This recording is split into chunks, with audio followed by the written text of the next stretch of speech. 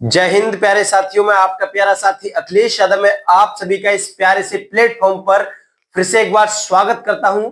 तो साथियों, इस क्लास में हम सीखने वाले हैं सेक्स डिटर्मिनेशन यानी कि लिंग निर्धारण। ये लिंग निर्धारण क्या होता है ये आज हम सीखने वाले हैं।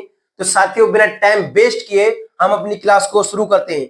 सबसे पहले हम जानेंगे लिंग निर्धारण क्या होता है, उसके बाद हम मनुष्य में लिंग निर्धारण समझेंगे, कीटों में लिंग निर्धारण समझेंगे और पक्षियों में लिंग निर्धारण समझेंगे। यानी सेक्स डिटरमिनेशन क्या है सबसे पहले हम जानते हैं। यानी कि किसी भी मतलब जनक द्वारा जब युग्मक बनाए जाते हैं तो उसमें युग्मक आपस में मिलते हैं, जैसे कि शुक्राणु और अंडाणु आपस में मिलते हैं, उसके बाद युग्मनज बनता है। तो मतलब युग्मनज में ये पता लगाने के लिए यानी कि होने वाली संतति नर होगी या मादा होगी, इसी का पता लगाने के लिए लिंग का निर्धारण किया जाता है। यानी कि जब किसी भी संतति का पता लगाने के लिए यानी कि ये होने वाली संतति मादा है या नर है, ये पता लगाने के लिए लिंग निर्धारण किया जाता है। यानी कि कैसे हम पता लगाएंगे कि ये मादा है और कैसे ये पता लगाएंगे कि ये नर है। तो साथियों, बिना टाइम वेस्ट किए हम अपनी क्लास को शुरू करते हैं। तो सबसे पहले देखेंगे हम मनुष्य में लिंग निर्धारण यानी कि सेक्स डिटरमिनेशन इन ह्यूमन।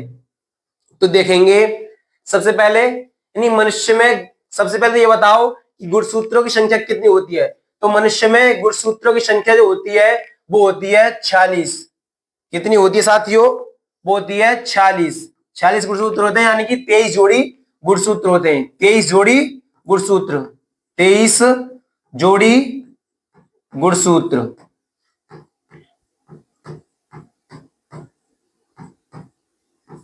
जिनमें से 22 जोड़ी गुणसूत्र जो होते हैं वो तो होते हैं कायिक गुणसूत्र, कायिक गुणसूत्र, और एक जोड़ी जो गुणसूत्र होते हैं यानी कि एक जोड़ी जो गुणसूत्र होते हैं वो होते हैं लिंग गुणसूत्र।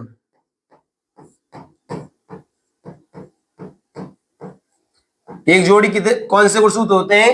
यानी कि 22 जोड़ी जो होते हैं वो होते हैं कायिक गुणसूत्र, और एक जोड़ी जो गुणसूत्र होते हैं वो होते हैं लिंग गुणसूत्र। यानी कि इसी से हम पता लगाते हैं यानी कि होने वाली संतति मादा है या नर है, ये हम इसी से पता लगाते हैं। तो साथ ही हम समझेंगे यानी कि कायिक गुणसूत्र क्या होते हैं। ये कायिक गुणसूत्र यानी कि जो समजात होते हैं, चाहे मादा हो या नर हो, इन 22 गुणसूत्र जो होते हैं, 22 जोड़ी गुणसूत्र होते हैं, वो तो मतलब दोनों में समान होते हैं। यहाँ पे मैं जोड़ी लिखना भूल गया हूँ, 22 जोड़ी यानी कि समजात होते हैं, नर हो या मादा हो उनसे हमें कोई मतलब नहीं है। हमें अगर सेक्स डिटरमिनेशन करना है तो इनमें हमें एक जोड़ी जो होते हैं विषमजात गुणसूत्र जिन्हें बोलते हैं, यानी कि जिन्हें लिंग गुणसूत्र भी बोलते हैं, जो कि मादा में कौन से होते हैं, यानी कि एक्स एक्स जो होंगे वो होंगे मादा, जिसमें एक्स एक्स गुणसूत्र होते हैं वो होती है मादा, और एक्स वाई जहां गुणसूत्र होंगे, एक्स वाई गुणसूत्र वो होगा नर। ये साथियों मनुष्य की बात कर रहे हैं, यानी कि अलग अलग जीवों में अलग अलग होते हैं। ये नहीं कह सकते हर किसी में एक्स वाई और एक्स एक्स ही होते हैं। जैसे कि इसमें जो मादा होती है उसमें वाइस प्लस एक्स एक्स यानी कि 22 तो इसमें समझात हैं। इसमें तो सारे समझाते हैं क्योंकि इसमें सारे एक्स एक्स होते हैं। उसके बाद है इसमें इसमें नर में देखेंगे vice plus X, vice plus X Y. इसमें कौन से होते हैं? 22 प्लस एक्स वाई, और इसमें होते हैं 22 प्लस एक्स एक्स। इनमें हमने जान लिया यानी कि मनुष्य में कुल कितने गुणसूत्र होते हैं? वो होते हैं 46। मतलब क्या है कि 23 जोड़ी गुणसूत्र होते हैं। 23 में से होते हैं 22 जोड़ी गुणसूत्र तो कायिक गुणसूत्र होते हैं यानी कि समजात। उसके बाद एक जोड़ी गुणसूत्र क्या होते हैं? लिंग गुणसूत्र। उसके बाद है गुणसूत्र को, ये तो सभी को पता हो गुणसूत्र को इंग्लिश में क्या बोलते हैं। तो गुणसूत्र को बोलते हैं क्रोमोसोम, और जोड़ी को सभी जानते हो क्या बोलते हैं? इसको बोलते हैं पेयर्स। यानी कि 22 पेयर्स जो होते हैं वो कायिक गुणसूत्र होते हैं, और जो वन जोड़ी मतलब वन पेयर गुणसूत्र होते हैं यानी क्रोमोसोम होते हैं वो लिंग गुणसूत्र होते हैं। तो यहां तक सभी को समझ में आ गया होगा? कमेंट में एक बार जरूर बता दें।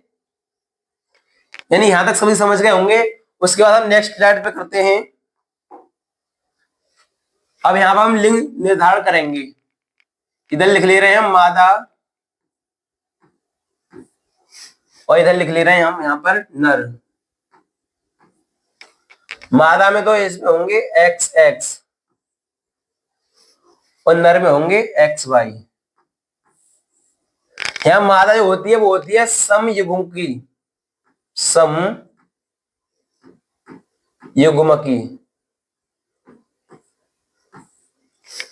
और जो नर जो होता है वो होता है विषम युग्मकी, विषम युग्मकी। तो साथियों ये तो क्या है, जनक है दोनों, जनक। उसके बाद हम इनका जो है वो युग्मक बना लेंगे।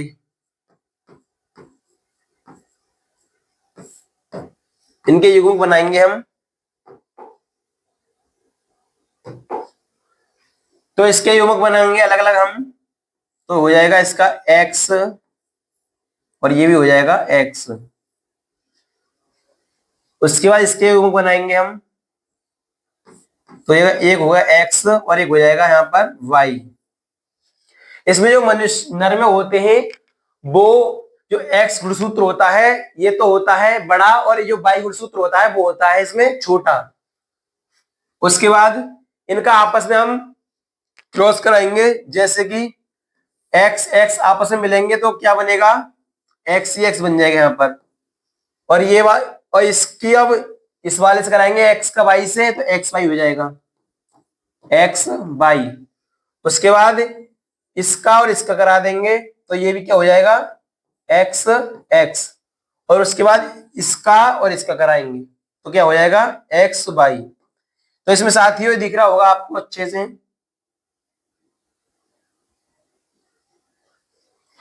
यहाँ पर सभी को दिख रहा है ना। यानी कि x x का मतलब क्या बताया है मैंने इसमें, x x का मतलब जो होगा वो होगी यानी पुत्री, पुत्री यानी कि मतलब मादा। x x वाले क्या होंगे, मादा।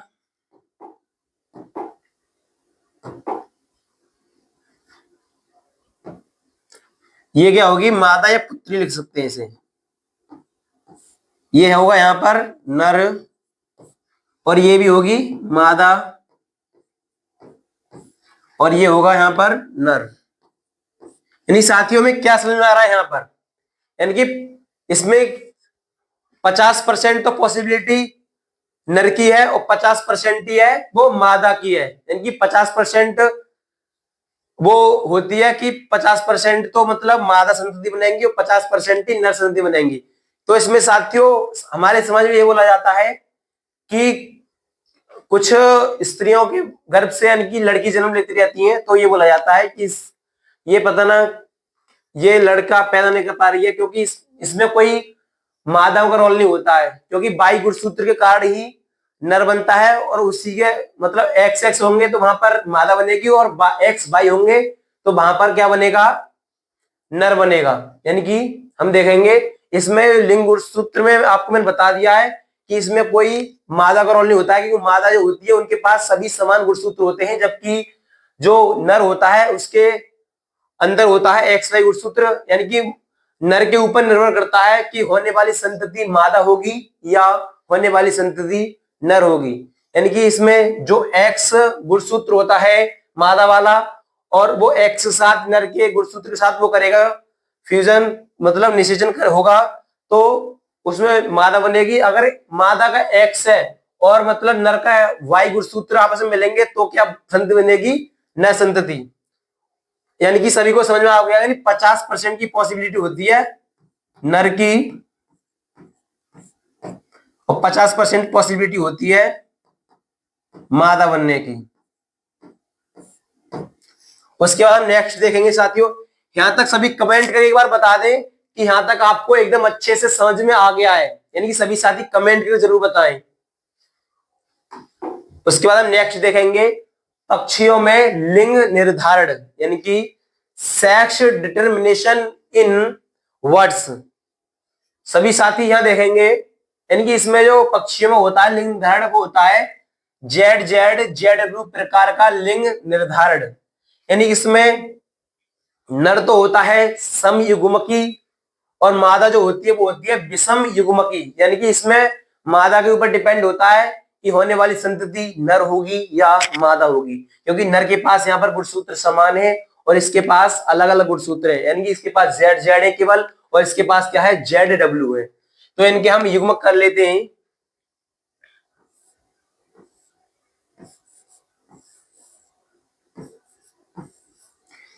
यानी सब मैंने साथियों जो शुरू में समझाया है ऐसे ही आपको करना है, ठीक है।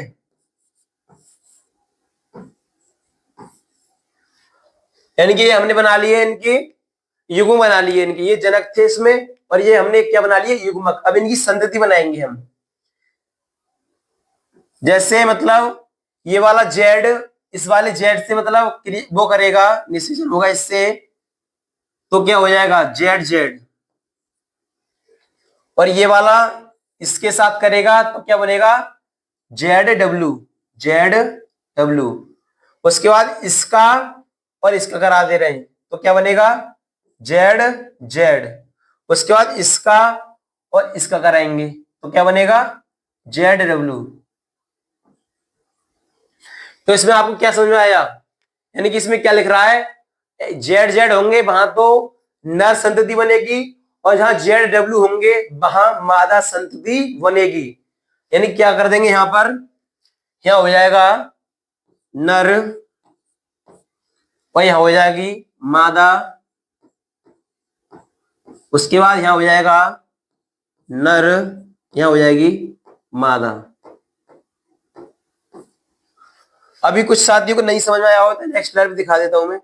यानी कि इसमें शुरू जैसे मैंने उसमें मनुष्य में लिंग निर्धारण समझाया था ऐसे इसमें यानी कि 50% की पॉसिबिलिटी होती है, 50% की पॉसिबिलिटी भी इसमें है कि मादा और नर की, 50% ही इसमें नर बनेंगे 50% इसमें मादा बनेंगे। यानी कि 50 मादा का मतलब जेड डब्ल्यू और नर का मतलब जेड जेड, इसमें जेड जेड गुणसूत्र होते हैं। इसमें जो मादा होती है वो होती है विषम युग्मकी, विषम युग्मकी, जबकि नर जो होता है वो होता है समयुग्मकी, समयुग्मकी। सभी साथियों को समझ में आ रहा है ये कमेंट के जरूर बता दें, यानी कि अगर आपके समझ में नहीं आएगा तो मेरे पढ़ाने का कोई फायदा नहीं रहेगा। यानी कि पढ़ाने का जब तक कोई अर्थ नहीं बनता जब तक आपके समझ में ना आ जाए, यानी कि आपको एक एक पॉइंट क्लियर होना चाहिए। जब तक आपका पॉइंट क्लियर नहीं होगा तब तक हमारे पढ़ाने का कोई भी अर्थ नहीं रहता है। तो उसके बाद हम नेक्स्ट देखेंगे, नेक्स्ट क्या है, नेक्स्ट है कीटों में लिंग निर्धारण, यानी कि कीटों में लिंग निर्धारण देखेंगे हम। यानी कि कीटों में जो होता है वो एक्स एक्स एक्स ओ प्रकार का लिंग निर्धारण होता है। यानी कि इसमें मादा जो होती है वो होती है समयुग्मकी, जबकि नर जो होता है वो होता है विषम युग्मकी।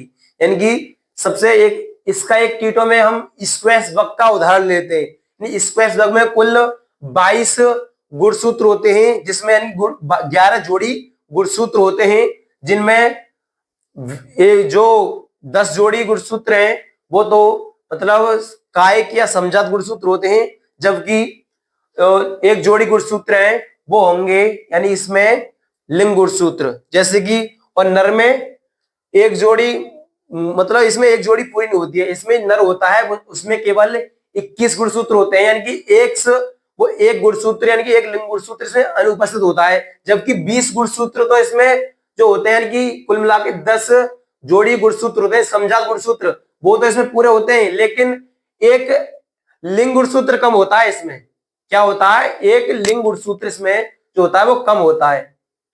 तो इसमें दो प्रकार के वो बनते हैं, दो प्रकार के शुक्राणु बनते हैं, यानी एक तो बनता है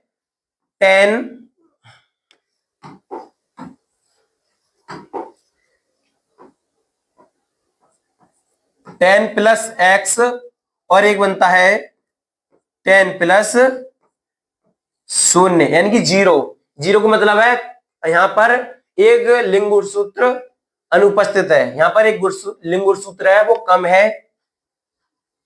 उसके बाद हम इधर देखेंगे, यहां पर इसमें तो मतलब दोनों समान ही बनेंगे, यानी इसमें 10 प्लस एक्स और 10 प्लस एक्स, क्योंकि इसमें गुणसूत्र होते हैं पूरे होते हैं, इसमें एक गुणसूत्र इसमें कम होता है, इसलिए इसमें 10 प्लस एक्स और 10 प्लस जीरो, यानी कि जीरो का मतलब क्या है, यहाँ पे एक गुणसूत्र अनुपस्थित है। अब इनके युग्म बना लेते हैं हम।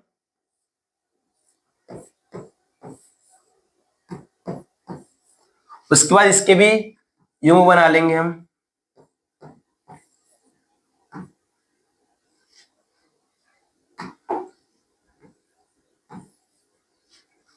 उसके बाद साथियों इनका आपस में हम जो इनकी संतति बना लेंगे, यानी कि कौन सा इसमें नर होगा, कौन सा इसमें मादा होगी, तो इनका आपस में हम क्रॉस करा देते हैं।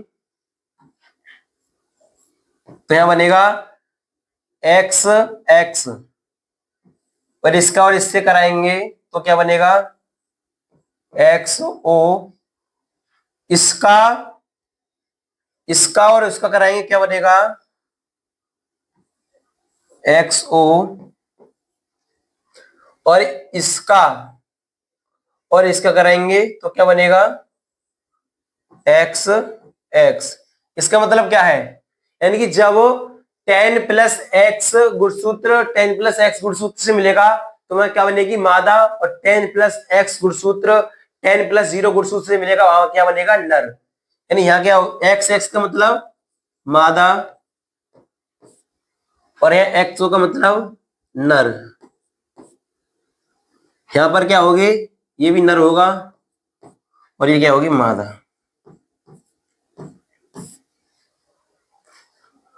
अभी भी कुछ साथियों का डाउट बन रहा होगा, यानी कि यहां तक सभी को समझ में आ गया है। एक बार मैं बैक करके दिखा दे रहा हूं शुरू से।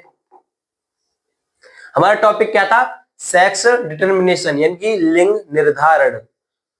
दूसरी स्लाइड है, मनुष्य में लिंग निर्धारण, यानी कि मनुष्य में कितने गुणसूत्र होते हैं, टोटल वो होते हैं 46 गुणसूत्र, यानी कि 22 जोड़ी गुणसूत्र, जिनमें से 23 जोड़ी गुणसूत्र, 22 जोड़ी गुणसूत्र जो होते हैं वो कायिक गुणसूत्र यानी समजात गुणसूत्र होते हैं, एक जोड़ी गुणसूत्र होते हैं वो लिंग गुणसूत्र होते हैं।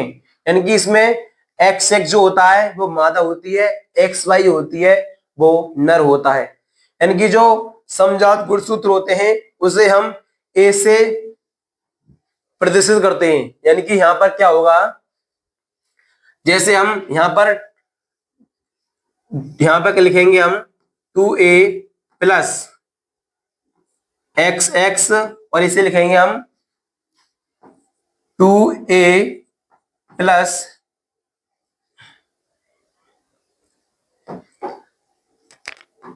To A plus X Y. तो सभी साथियों को समझ में आ रहा है ना। यानी अगर किसी साथी को समझ में नहीं आ रहा है तो एक बार वो वीडियो को दोबारा से चलाकर देख ले, यानी कि एक बार में अगर किसी के समझ में नहीं आता है वो एक बार दोबारा से रिपीट कर ले, यानी कि बैक करके वीडियो को दोबारा से देख लें, जिससे कि आपको पूरी तरह से समझ में आ जाएगा। उसके बाद हमने नेक्स्ट स्लाइड देखी थी, यानी कि इसमें जो मादा होती है वो समयुग्म की होती है और नर जो होता है वो विषम युग्म की होता है। इसमें नर और मादा बनने की पॉसिबिलिटी कितनी होती है, तो 50-50% जो होती है वो नर तथा मादा बनने की होती है। यानी इसमें 50% तो मादा बनेंगी, 50% ही नर बनेंगे। और इसमें कुछ समाज में कुरीतियां फैली हुई हैं कि स्त्री के हाथ में होता है कि वह लड़का उत्पन्न करेगी या लड़की उत्पन्न करेगी, तो ऐसा कुछ नहीं होता है, क्योंकि मादा के पास जो होते हैं गुणसूत्र वो सभी समान होते हैं, जबकि जो नर होता है उसके पास 22 गुणसूत्र होता है। 22 गुणसूत्र के आधार पर ही लड़का और लड़की का मतलब निर्माण होता है। उसके बाद नेक्स्ट देखेंगे हम, पक्षियों में लिंग निर्धारण हमने समझा था, लिंग निर्धारण है, यानी इसमें जेड जेड यानी नर, यानी कि इसमें जो होता है वो मादा विषम युग्म की होती है, नर इसमें सम युग्म की होता है। इसके युग्म बनाए थे हमने, जैसे कि हम जेड जेड का मतलब नर होगा, जेड डब्ल्यू का मतलब मादा होगा। नेक्स्ट स्लाइड देखेंगे फिर दोबारा से, यानी कि 50% इसमें पॉसिबिलिटी होती है, कि 50% ही पॉसिबिलिटी है कि बनने वाले जो युग्मनज होगा या कुछ भी होगा मतलब संतति होगी वो मतलब 50% ही नर होंगे, 50% ही मादा होंगे। उसके बाद कीटों में लिंग निर्धारण समझा था हमने। यहां तक कि सभी साथियों को मैं आशा करता हूं कि सभी को एकदम अच्छे से समझ में आया होगा। अगर समझ में नहीं आया है तो एक बार में पुनः वीडियो को प्ले करके देख सकते हैं, यानी कि अगर अभी भी समझ में नहीं आया है तो एक बार वीडियो को दोबारा से प्ले करके देख लें। और उसके बाद नेक्स्ट स्लाइड है यहाँ पर, ये है खाली स्लाइड, यानी कि यहाँ पर हम समझ लेंगे एक बार और। कुल मिला के हमारा मतलब क्या है, 50% पॉसिबिलिटी होगी वो होगी मादा की, और 50% जो होगी पॉसिबिलिटी वो होगी नर की।